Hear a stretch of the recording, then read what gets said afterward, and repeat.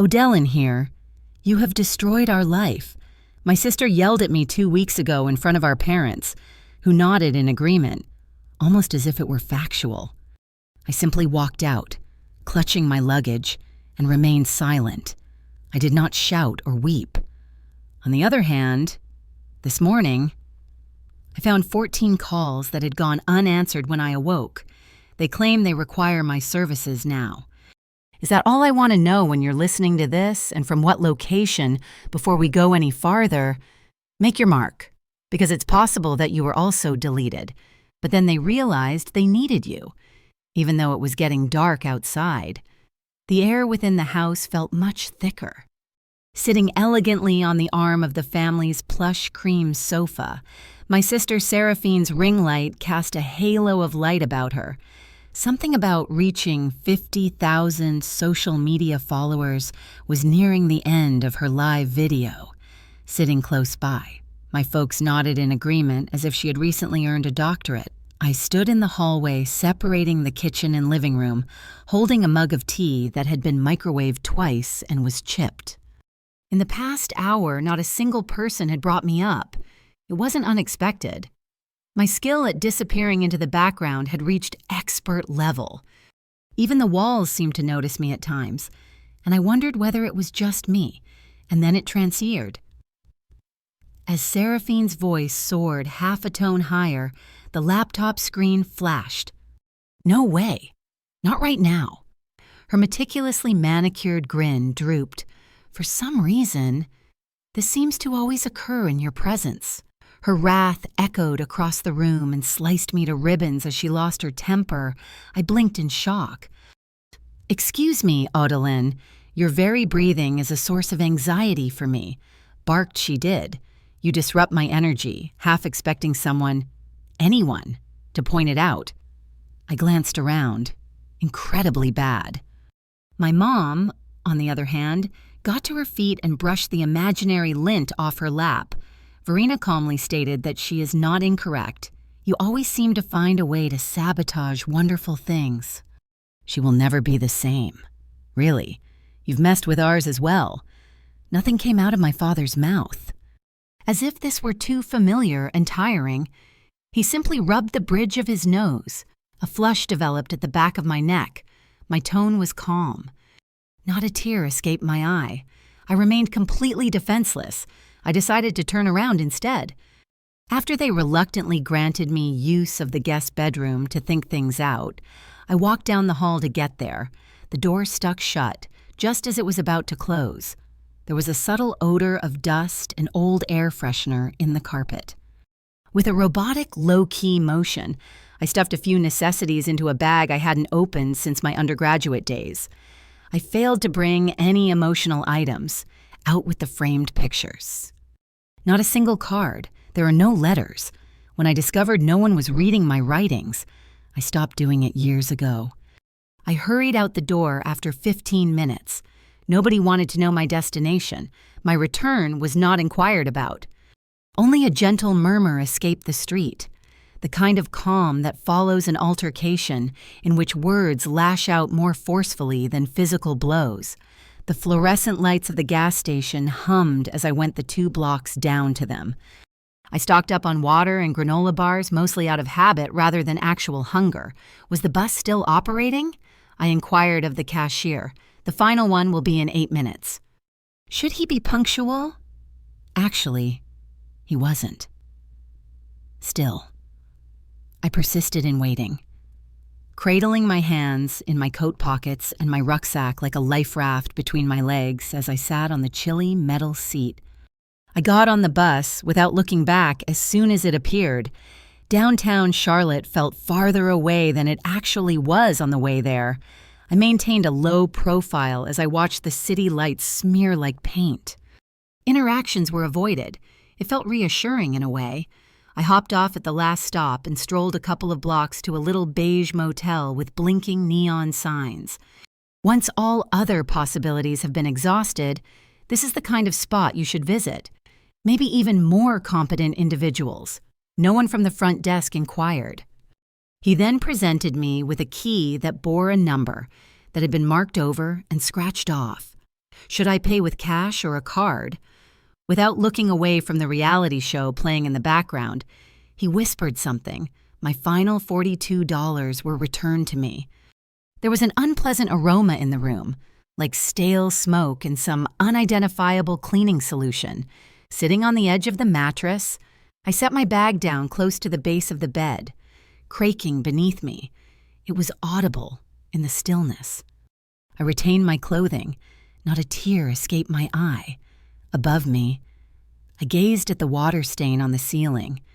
The way you cocked your head made it look like either a shattered heart or a blazing star. On the nightstand, my phone lay face down, throughout. I hadn't detected a single buzz. No, have you disappeared? Absolutely not. Go back home, completely null. Suddenly, it began to vibrate. Once only, with a mix of hope and numbness, I reached for it. An alert appeared. Odellin sent me a Mother's Day present 2 years ago, and I still haven't opened it. I had sent her a package. Her initials are embroidered onto 2 silk handkerchiefs that are delicately sealed in tissue paper. They were monogrammed for me. It remained unopened. They would never let me in. When the sun went down the following morning, I was already up and about. The remaining items were tallied, $70 plus or less a little. Housing insecure, employment uncertain. The arithmetic seemed more like a test after reading the note than a countdown. It was downtown that I set out to explore on foot. Even though I was already in pain by the time I got to the corner gas station, I persisted. A little cafe with a blackboard sign outside opened early and was located near the bus depot. Internet access at no cost. No breaks for coffee. It met all my requirements. Toast that had burned and floor cleaner permeated the interior. I sat down next to the outlet and got the $1.75 little coffee. I dug out my old phone and signed into a couple of websites that offered online tutoring that I had saved for future reference. It turned out that one of them had kept a previous profile. I revised it. Exam preparation for the SAT and AST is my forte. Assistance with writing. Strategic planning for academic achievement. Relatively calm, reliable. I believe in being there, even when nobody else is. As I mentioned in my About Me section, 12 postings had received my applications before midday. Need assistance with test scores from parents who are urgently seeking it. College pressures students to their breaking point. Some people I could relate to on a deeper level than my own family ever did. I stopped in the middle of the 5th application. Responsive and sympathetic listener were the words that jumped out at me from the biography. My grandma's voice lingered in my mind. Of all people, you listened more than anyone else. She said that she noticed anything when I sat at her feet during Sunday dinners and everyone else was talking over us. Real, unassuming, and understated. Recalling the burial made me gag. We stood in the reception area, around by courteous individuals who had terrible coleslaw. Your grandma's second letter was lovely. A family acquaintance I hardly knew whispered in my ear, I wish it had a calming effect on you. My second letter, the sight of her made me blink. Only one was mine. Uncertainty evident on her face as she slumped. Oh, it seems I was incorrect. 8 months prior to her passing. She informed you that she had written you another. It touched you, I'm sure. Yet, such was never the case. Still attempting to be understanding 3 days after the funeral. I confronted my mother about it, and she remained completely unfazed. It wasn't a big deal, you know. The things that lovely old ladies do, just like that letter. It had been deleted. Exactly as I had been. You don't notice the pattern until you wake up one day and discover that people who claimed to love you had sanded off all your edges. It's long and subtle, dispelling the memory. I returned my attention to my applications. There was a ding. At least one parent got back to us. The following one follows. I had 3 clients at the week's end. Not one, but 2 seniors in high school, and 1 adult studying for the General Educational Development Test. Guests were able to borrow Chromebooks for online sessions from the library, which was just 2 blocks away from the cafe. I would schedule 2-hour blocks of time every day and make the most of them. Indeed, it did. Even though the money was low, I felt like I had worked hard for it. The pupils, meanwhile, paid attention. Questions were posed to them. They expressed gratitude. During our second session, a girl called Riley mentioned that no one had ever described this so clearly. It was weird to be observed by complete strangers in a way that I had never been observed at home. Going back to the motel that night, I used the same receipt as when I checked in to document my earnings. The hours I had tutored, the money I had received through PayPal, and my next available budget were all recorded. I have 2 more nights free. I surveyed the cramped space. For the time being, it belonged to me despite the slight odor of bleach and wet drapes, and it was sufficient. I felt a sliver of pride loosen in my chest for the first time in a long time. Because they didn't believe I could. They never paid attention to what I was creating. I whispered to no one. It went beyond resentment. There was lucidity. Refreshingly chilly. I was too energized to sleep, so I laid down in my jeans. The motel was filled with the gentle sound of whispered conversations and the hum of an outdoor vending machine. I was going to silence my phone when suddenly a post appeared on my feed. They are the ones who show up when it counts family. Keep that in mind at all times. Seraphine had captioned it, holding glasses of something fizzy. Her face shone next to our mother's. I hardly saw the forced grins before my gaze fixed on something beyond their heads. The wall displays a photo, a typical family portrait. I had no interest in it, though. With an innate urge, my thumb zoomed in on the snapshot as I gazed at it. The familiar hallway wall became my focal point. The gentle light from the bulb in the hallway casts the same textured beige shadow. The frame, however, was unique. The old family portrait we had taken when I was 16 years old, a time when everyone still believed I belonged, is long since gone. A brand fresh, glossy photo stands in its stead. The center, naturally, is Seraphine, side by side. Mom is wearing her cream cardigan and beaming. Dad, seeming preoccupied yet unmoved. I mean, even the dog. Sprout, the golden retriever they adopted when I left, took his place at the head of the pack. An advertisement for a Hallmark Channel spin-off featuring our family would have fit right in. My role was absent, though absolutely nothing, completely gone. A simple, upbeat snapshot of life, pared down to its essentials. Not a tear escaped my eye. There was a chance I may. A gentle, increasing heat, however, was all that I experienced. Not melancholy, sad, yet not quite wrathful. A more subdued option, more substantial, similar like seeing someone discard a letter without opening it. When you found out it belonged to you, with the phone's light still beeping in my palm, I perched on the side of the motel bed. I might have convinced myself a few years ago that they merely need a more petite frame. Perhaps they were unaware that I would notice. No, not at the moment. Nothing happened by chance. Everyone knew it. I had vanished. Thematically, no. Without an emotional investment, on a physical level, I went back to see more pictures on Seraphine's profile. Bringing it all back to the past, last Sunday, we had a family meal, so thankful for my family. Ah, look at me, at all times, either completely cropped or just barely visible. Then what I was simply absent. I was swept away by a tidal surge of memories to make sure I wouldn't look too little in the church group photo. I stood on a stool when I was 9 years old. It seems like O'Dellin always manages to photobomb us, Seraphine remarked, and everyone laughed. My mom did stand up for me that time, very slightly. The only thing is that she's shy. She claimed. Regardless, they shuffled me to the far back of the queue. Getting out of frame was simpler. I needed to divert myself, so I blinked and grabbed my tote bag. I started responding to pupils, sorting communications, and organizing my tutoring queries, up until I checked the spam folder Everything was going okay. Yes, I saw it. A subject line that was almost lost on me. Podcast opportunity for refamilying. It was sent by Seraphine. Someone had copied me. Crankiness in my belly. The door was flung open.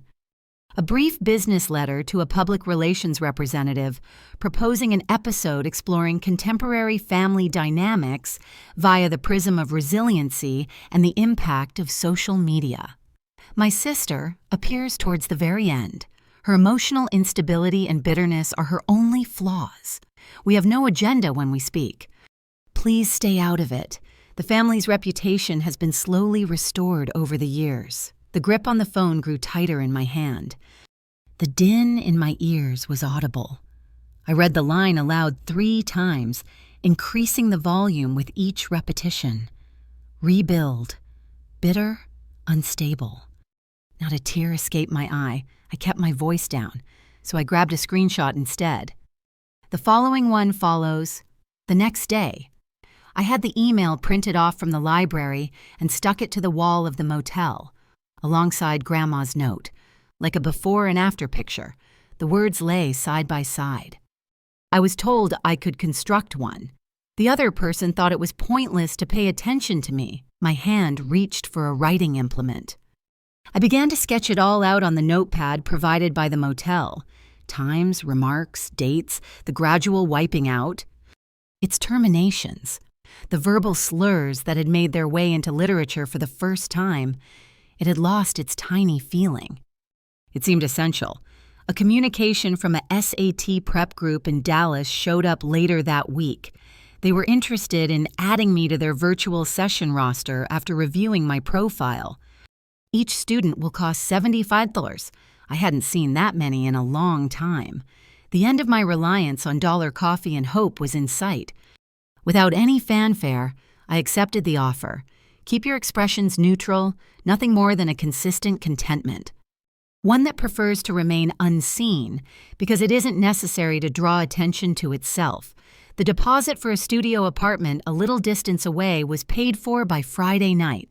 It wasn't a palace, but it did have a locked door and lacked a neon sign. Using my thumb to trace the edge of the email, I sat on the bed. My anger had subsided. Yes, I was wide awake. You're mistaken. A sudden rap on the door of the motel shocked me. Sharp, hesitant. Opening it required me to stand slowly. Behold, she stood there. Milas, please, my dearest pal from my past. She appeared fatigued and her face thinner than usual. Something seemed to be concealed in her hands as she clung to it. A relic encased in a worn dish towel. She whispered to Odellin, I heard you were in a bit of legal hot water. They didn't convince me. That is, until I came upon this post. As I moved to allow Milas entry, she paused as if she didn't quite fit in. It seemed as if betraying someone was the price of breaching that threshold. She extended a little envelope, the type I would often purchase in quantity from the stationery store close to the library, in my own handwriting. It had my name. I hadn't used those gentle, rounded letters for months. A knot formed in my chest. What's inside? She whispered. Odellin. I discovered it on your mom's desk, buried beneath a pile of old coupons. I was hesitant to grab it at first. Silently, I gazed. Before placing it delicately on the small table next the microwave, she clarified that she had not been spying.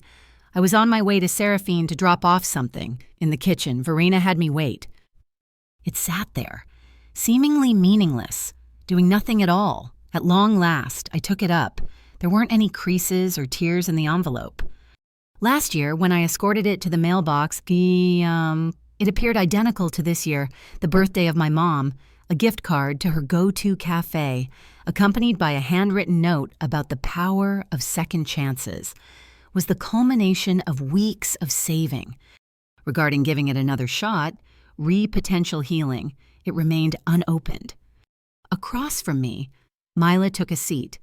She seemed to be about to add something more, but she held her tongue. I slipped a fingernail beneath the cover. No effort was required to peel back the paper, unfolding the delicate pink sheet. I withdrew the card and the note.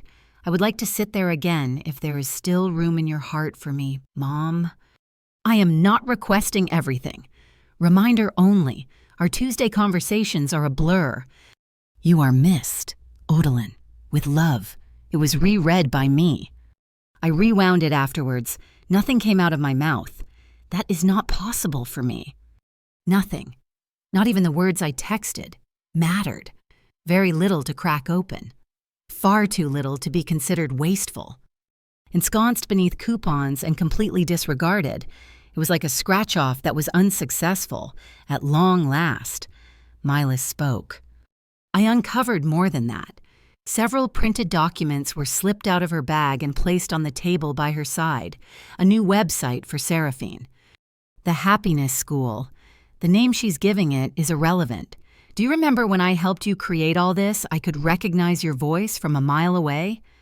I skimmed the initial page. Next up, we have... I gasped for air.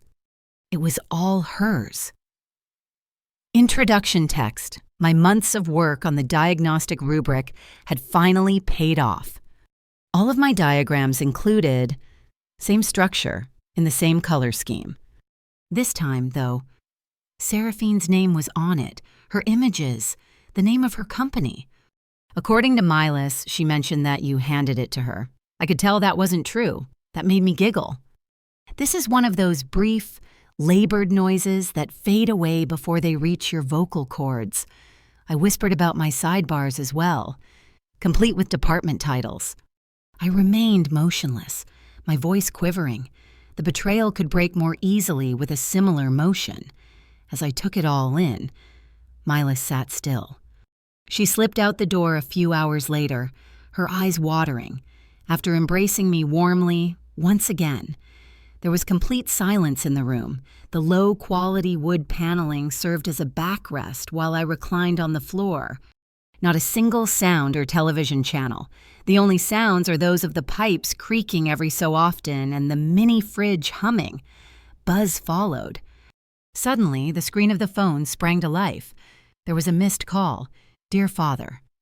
The following one follows, plus one more. The count reached 14, and I observed it closely. Next came the voicemails. Initially, I was uninterested, but my curiosity eventually won out. My dad gave me the last one. Oral fatigue has set in. Odalyn, there are rumors circulating online about your sister. A blog published an article on it. Plagiarism is what they're referring to. Many are enraged. We require your assistance in calming it down. She claims you are lying. It's getting to her. I am not apologizing here. Receipt not received. We rely on you when it's hot, as is our custom.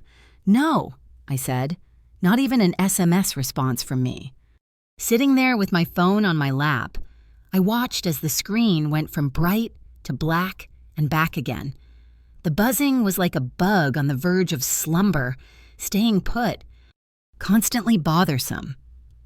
Always pushing forward, they only contact me. I murmured to the stillness, when there's anything they damage that I can repair. Something was weighing on my arms, leaning forward. I put my legs under my forehead, still no tears from me. Yet these tears weren't shed here. Something slowed down for this. More depressing. My laptop was unlocked. Watched my folder labeled Curriculum Archive carefully. I pressed the delete key with my finger. Perhaps I ought to simply release it, remove it all. Just like they attempted to remove me, but suddenly I became aware of something. A file that I hadn't opened in a long time. An elderly woman. Legal. It happened. There was a scan within that I hardly recalled uploading. Will_Odalyn is the name of a picture file. The door was flung open. It stood out like a sore thumb. The autograph of my grandma.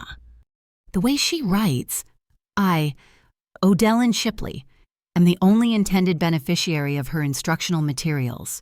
According to the provision, everything she teaches, from lesson plans to tutoring strategies and instructional frameworks. Seraphine had stolen my work, but I was the rightful heir.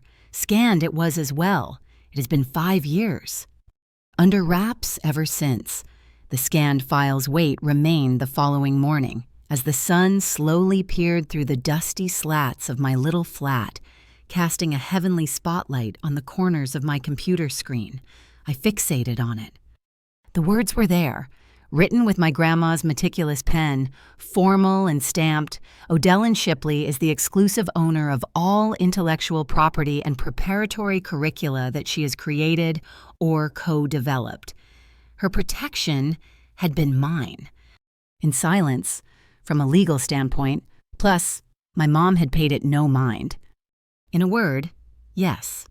My phone beeped once more while I drank lukewarm coffee from a broken cup. Once again, a voicemail. Very immediately after sunrise that day, despite my best efforts to silence it, I found myself reaching for the play button nevertheless. Already I was in a tailspin. What would one more turn be? A quieter version of Verena's voice was audible. Please, Odellin, the family must not be allowed to disintegrate. The fate of your sister's profession is in the balance. The family, she remarked. I understood her meaning, though them, those people who cropped my face out of photos, those individuals discarded my envelope in a drawer without a second thought. Just one more voicemail. Here is one by Seraphine. A wave of fear washed over her. You're simply resentful, always resentful. What are you going to do as recompense for all that we did for you? I could really feel her blaming me as she paces around a spotless room, mascara dripping down her cheeks, just like she usually did. She boasted that we had provided you with everything. What a farce. In the stillness, I murmured a word. You think I can save you after you erased me as I printed out the will? My hands remain steady. There is no drama. Stay dry. Simple explanations. Placing it on the wall alongside the email screenshot and the weathered note from Grandma, I fastened it there. It was typed. There was one printed, a handwritten one exists. They all narrated the identical tale. They wanted me to paint myself back into existence so they could restore their mess. After they erased me, I lingered staring at the wall. I had already decided by lunchtime. In Austin, I secretly scheduled a session with a lawyer who specialized in intellectual property after doing some research. Along with the printout, I came with a composed demeanor. Tell her I'm not requesting a lawsuit. No, not just yet. All I want is for this to be recorded, checked, and made public. Formal ownership is what I'm after. Also recognized. After reading the will, Margot, a lawyer in her 50s, raised an eyebrow. A lawsuit is not necessary to reclaim your property, she assured me as she tapped the page. A simple notice will suffice. I walked out of her office with the necessary documentation, the sunbeams on my back, and a sense of empowerment I hadn't experienced in a long time. Control, but harmony. That was short-lived. Someone knocked that night. 3 familiar, strong raps. Incredulous, I peered through the peephole and almost retreated. Gareth, Seraphine, and Verena. Even though I held the door open, I didn't let them in. We were positioned in the cramped corridor. There was an acridity in the air, as if the entire fabric of our relationship had crystallized into glass and would break at the slightest hint of anger. Verena seemed completely drained. Lipstick on her lips had faded. She shook uncontrollably. Gareth remained silent, but he never did. Smudged eyeliner was on Seraphine's face. She could feel her carefully manicured radiance crumbling. It all started when Verena started to clap her hands and admit that we lied. Family means forgiving, albeit we know. Absolutely not, I whispered a no. Having a family meant keeping my letters safe. My packet had to be opened. It implied mentioning me in your posts about how much you appreciate my family. Verena cast a low glance. To Seraphine. I turned. She looked at me with the expression of a caught child who was unsure of how to apologize. At least I'm not the one who has to clean up your mess. I informed them this time as I took a step back. The door was not slammed by me. My tone was calm. I turned the lock and clicked it shut. After rinsing off the stress and sipping a cup of chamomile tea that night, I checked my inbox and froze. I was met with a striking red alert. A number of allegations of copyright infringement have led to the temporary suspension of your professional website. The details were clicked. My own curriculum was the target of allegations lodged by an unnamed IP address. A knot formed in my gut. They would return to retrieve me. Without using words, with paperwork, they made another attempt to delete my existence. Now, though, I was prepared. When I awoke, I found the sky outside to be a muted gray, a morning when the sun's rays seemed more like a burden than an opportunity. In anticipation of the customary late-night tutoring emails or calendar notifications, I instinctively grabbed for my phone. On the contrary, a red flag banner was the initial thing that appeared on my screen.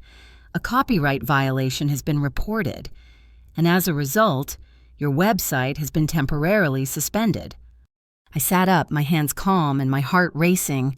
There was a subsequent notification. A third follows. Very similar subject lines were used. Very important. Waiting for review of copyright claim. I was under the impression it was a bot or malfunction at first. However, my temper froze as soon as I saw the details of the claim after clicking through. Proprietary content in use without consent. The name of the sender was absent. All that is associated with the complaint is an anonymized IP address. However, my lawyer Margot was already in front of me. Her call came within the hour. She indicated in a direct manner that it all started with Seraphine's branding agency. There's a reason for this. I kept my voice down. Not a tear escaped my eye. Starting with a fresh folder, I paused to catch my breath. I made sure to capture screenshots of every page, lesson, outline, and diagram that I had made. My grandma left me a PDF of her will, and I went ahead and marked the portion that protected her ideas. Even older versions that I had backed up to the cloud before Seraphine had her academy up and running were included. I penned the counterclaim as though I were completely out of evidence. My screams have subsided. When I was sorting the files, I typed silently to myself. I record. I had already sent an email that very afternoon.